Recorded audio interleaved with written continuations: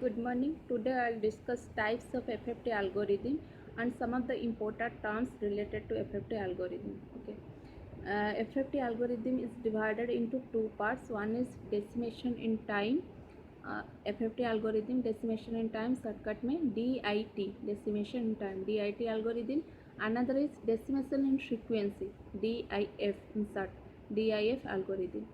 So decimation in time algorithm and decimation in frequency algorithm क्या है, क्यों use होता है। जब आप एफएफटी यूज़ करते हो, एफएफटी क्यों यूज़ करते हो, आप डीएफटी कैलकुलेशन के लिए ही एफएफटी यूज़ करते हो। बट एफएफटी यूज़ करने का फ़ायदा क्या है, अगर आप डायरेक्टली डीएफटी यूज़ करके जब डिस्क्रीट फोरियर ट्रांसफॉर्म आप डायरेक्टली कैलकुलेट करते हो, वहाँ पे जितना कैलकुलेशन होता है, अगर आप एफएफटी यूज़ करके डिस्क्रीट फोरियर ट्रांसफॉर्म कैलकुलेट करते हो तो उसमें क्या होता है, नंबर ऑफ़ स्टेप्स रिडक्शन होता है, या नंबर ऑफ़ कॉम्प्लेक्स मल्टीप्लिकेशन या नंबर ऑफ़ कॉम्प्लेक्स एडिशन सारे रिडक्शन हो जाता है। तो आप फ़ायदा में रहोगे, ऑब्वियसली एफिशिएंसी इंक्रीज़ करेगा। अगर आप इस एल्गोरिदम को यूज़ करके आप डीएफटी कैलकुलेट करते हो, आपका एफिशिएंसी इंक्रीज़ करता है।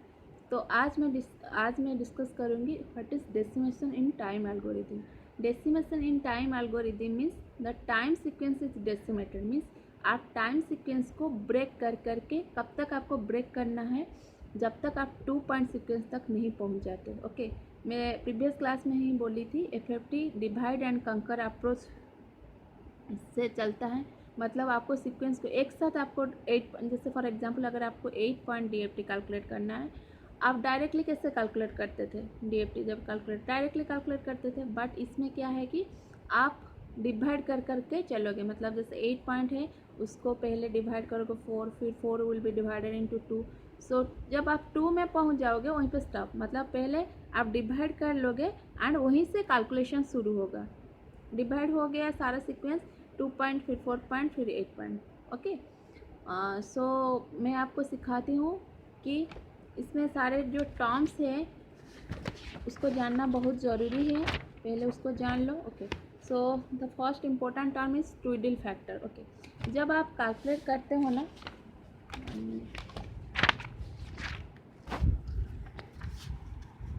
जब आप डीएफटी डायरेक्टली कैलकुलेट करते हो, okay see my lecture note, I am directly proceeding. जब आप डीएफटी लिखते हो ना, क्या लिखते हो, एन पॉइंट डीएफटी को लिखते हो X of K is equal to N equals to 0 to n-1 X of N E to the power minus J 2 pi K N by N. Okay, so ये जो वाला टर्म है ना, E to the power minus J 2 pi by N, ये तो एक, अगर आपको N point 4 point DFT calculation करना है तो ये वाला टर्म फिक्स हो जाता है। आपका क्या वेरिएबल रहता है, एक के वेरिएबल रहता है, एक एन वेरिएबल रहता है। ओके, सो ये जो E to the power minus से 2 पाई बाई एन को बोलते हैं twiddle factor. Okay, so it is denoted as omega N. मतलब अगर आपकी 8 पॉइंट डीएफटी आपको कैलकुलेट करना है, यहाँ पे आप क्या लिखोगे, एन का वैल्यू 8 हो गया, सो ओमेगा 8 लिखोगे। अगर आपको 4 पॉइंट डीएफटी कैलकुलेट करना है, एन का वैल्यू क्या हो गया, 4 हो गया, अभी आप लिखोगे ओमेगा 4 एंड इसका वैल्यू क्या होगा। जैसे अगर मैं एन इक्वल्स टू 4 लेती हूँ तो ट्विडल फैक्टर क्या आएगा, e to the power minus से 2 pi by n. So this will be equals to e to the power minus j 2 pi by 4, that is equals to e to the power minus j pi by 2, which is equals to cos pi by 2 minus j sin pi by 2। cos pi by 2 का value 0 minus j sin pi by 2 का value 1, so this will be minus j। Okay, उसी तरह आप calculate कर सकते हो twiddle factor. Now see one thing, e to the power minus j 2 pi by n, इसका अगर आप मैग्नीट्यूड करोगे, मैग्नीट्यूड कैलकुलेट करोगे, इसका वैल्यू क्या है, minus j sine pi by 2। Okay, अगर एन में आप लेते हो, इसका वैल्यू क्या हो जाएगा, cos 2 pi by n. In general में बोल रहा हूँ, जो तो एन का वैल्यू देगा आप उसको पुट करोगे बाद में, minus j sine 2 pi by n. यहाँ पे मैं एन 4 ली थी इसलिए पुट कर दी, बट इन जनरल में बोल रही हूँ।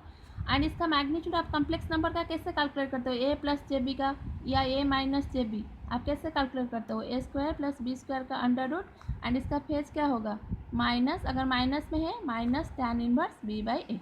ये फेज होता था, ये मैग्नीट्यूड एंड ये आपका फेज। ओके, ये होगा फेज एंड ये होगा मैग्नीट्यूड। ओके, सो इसी तरह इसी फॉर्मेट में अभी ए के जगह पे क्या है, कॉस 2 पाई बाई एन है, बी के जगह पे क्या है, साइन 2 पाई बाई एन है। मतलब इसका मैग्नीट्यूड आप कैसे लिखोगे, cos square 2 pi by N plus sine square 2 pi by N का under root. And cos square theta plus sine square theta value क्या है 1 है। ओके, सो 1 का under root that value is 1। मतलब जो आपके ट्विडल फैक्टर है ना उसका मैग्नीट्यूड हमेशा 1 रहेगा। बट फेज क्या होगा, फेज आप कैसे कैलकुलेट करोगे, टैन इनवर्स, यहाँ पे तो माइनस है, minus tan inverse B by a, b के जगह पे क्या है साइन 2π/n है, एंड ए के जगह पे क्या है कॉस 2π/n है। So this will be equal to, ये फेज होगा, ये होगा आपकी magnitude. Okay, so this will be equals to minus tan inverse sin theta by cos theta, the value is tan theta, so this will be tan 2π/n, means आपके tan inverse tan cut हो जाएगा, क्या रहेगा value minus 2π/n। सो इसका phase क्या है, ये जो j के साथ जो मल्टीप्लाई हुआ है वो हो जाएगा आपके फेज। अभी j के साथ क्या मल्टीप्लाई हुआ है minus 2π/n, so minus 2π/n will be the phase and magnitude will be 1। मतलब एक सर्कल है, इसका मैग्नीट्यूड फिक्स्ड है, आप n का वैल्यू कुछ भी लो इसका मैग्नीट्यूड हमेशा 1 रहेगा, बट ये फेज वेरी करेगा। मीन्स आप ये बोल सकते हो ट्विडल फैक्टर जो है एक यूनिट सर्कल का अंदर, एक vector on the unit circle, means एक यूनिट सर्कल है जिसका रेडियस, यूनिट सर्कल मीन्स जिसका रेडियस r का वैल्यू 1 है, बट ये 2π/n है फेज। मतलब अगर आप n का वैल्यू 4 लेते हो, ये क्या आ जाएगा value minus 2π/4, that is minus π/2 इधर आ जाएगा। अगर आप जो भी n का वैल्यू लोगे इसके हिसाब से ये वैल्यू क्या होगा वैरी करेगा, ये फेज वैरी करेगा। ओके, बट इसका रेडियस जो होगा कांस्टेंट होगा। ओके, सो जिसके हिसाब से आप n का वैल्यू लोगे ना उसके हिसाब से ये आप जो एंगल पार्ट, जो फेज पार्ट है वो आपका वैरी करेगा, बट इसका मैग्नीट्यूड ऑलवेज 1 होगा। सो आपको 2 मार्क्स का क्वेश्चन आता है, डिफाइन ट्विडल फैक्टर लिखना, कि जब DFT का फॉर्मूला लिखना एंड उसके बाद लिखना ये जो e⁻⁻2π/n है इसको हम लोग बोलते हैं twiddle factor and it is denoted as ω_n, and mathematically ω_n is equal to e⁻⁻j2π/n। And ये भी लिख देना, मार्क फेचिंग होगा कि the magnitude of twiddle factor, इसका मैग्नीट्यूड है, इसका वैल्यू क्या है 1 होगा, एंड फेज क्या होगा डायरेक्टली, जैसे मैं यहाँ पे आपको समझा दी हूँ कैसे इसका फेज माइनस 2π/n हो रहा है, बट इन लेक्चर नोट में डायरेक्टली लिखी हूँ। आप e⁻⁻j अगर है ना, so minus theta will be the phase, अगर e⁻+j है theta will be the phase. Okay, so twiddle factor का फेज क्या होगा माइनस 2π/n। सो ये बोल सकते हो फ्रॉम द मैग्नीट्यूड और phase angle value of ω_n it can be concluded that twiddle factor is a vector on the unit circle. Vector क्यों बोलते हैं, यूनिट सर्कल में इसका रेडियस कांस्टेंट है, बट इसका जो फेज है ना वो डिपेंड करेगा n के वैल्यू के ऊपर, उसके हिसाब से ये वैरी करते जाएगा। अगर आप n4 लेते हो एक वैल्यू आएगा, n8 लेते हो एक वैल्यू आएगा, बट जो आपकी मैग्नीट्यूड है वो कांस्टेंट रहेगा, 1 रहेगा। ओके, सो ये एक इम्पोर्टेंट क्वेश्चन है। नेक्स्ट चीज इससे रिलेटेड है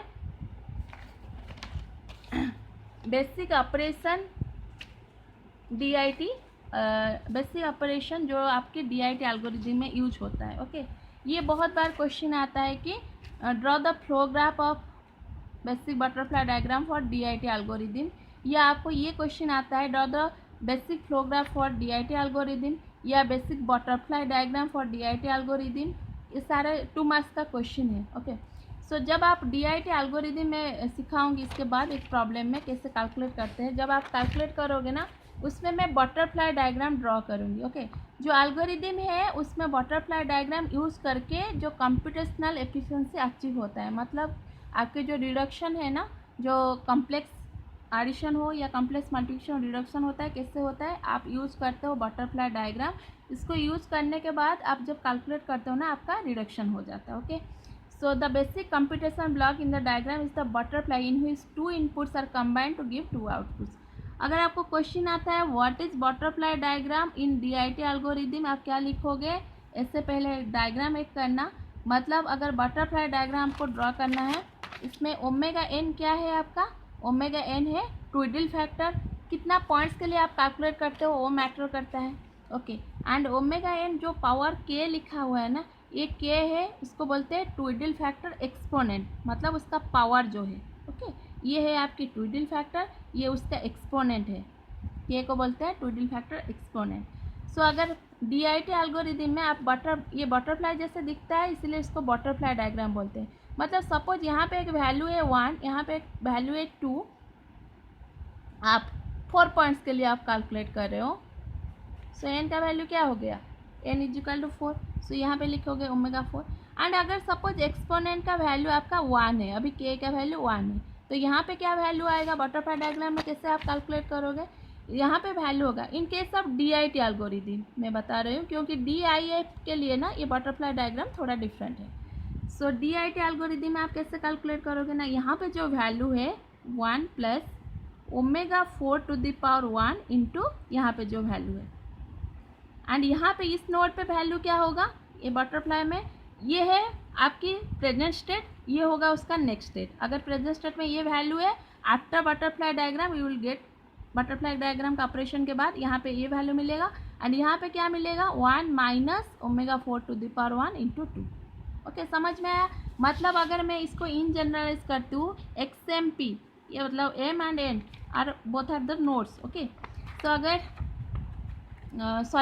M and N are the present stage values. अगर M को मैं प्रेजेंट स्टेज वैल्यू लेती हूँ, P एंड Q यहाँ पे मेंशन है, कहीं मेंशन होगा, हाँ, if you use M to represent the stage and P and Q to represent nodes. मतलब नोड्स मतलब यहाँ पे P एंड Q में जो वैल्यू है, एंड M यहाँ पे क्यों डिनोट क्यों, ये अभी मेरा प्रेजेंट स्टेज है, उसका नेक्स्ट स्टेज में after this calculation, next stage में अगर अभी M है, नेक्स्ट स्टेज क्या लिखूँगी M+1, उस नोड पे वैल्यू क्या हो जाएगा उसके नेक्स्ट स्टेज पे XMP, मतलब this plus this multiplied by this, addition होगा, एंड यहाँ पे क्या हो जाएगा, नेक्स्ट स्टेज का वैल्यू हो जाएगा दिस माइनस ये जो मल्टीप्लाई फैक्टर, यहाँ पे प्लस होगा एंड यहाँ पे माइनस होगा। So this is the basic butterfly diagram which is used in DIT algorithm. Okay, so for example यहाँ पे कैसे आप ओमेगा 4 का, जैसे मैं ओमेगा 4 टू द पावर 1 ली हूँ, ओमेगा 4 का वैल्यू क्या होगा e to the power -j